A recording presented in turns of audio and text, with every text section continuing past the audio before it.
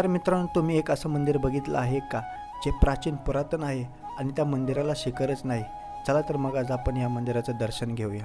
आज आम्ही ट्रेन पकडून निघालो मुंबईपासून जवळच असलेले अंबरनाथ या ठिकाणी. ट्रेनमधून उतरून बाहेर रिक्षा पकडून प्रत्येकी 20-20 रुपये देऊन आम्ही येऊन पोचलो प्राचीन शिवमंदिर. जर तुम्ही चालत येणार असाल तर 10 ते 15 मिनिटात मंदिराजवळ पोहोचू शकता. श्रावण महिना चालू असल्यामुळे प्रचंड असे शिवभक्तांचे दर्शन घेण्यासाठी भली मोठी लाईन लागली होती.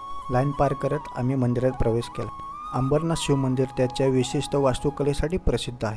असं म्हणतात की पांडवांनी हे मंदिर मोठ्या दगडावर एका रात्रीत बांधले आहे.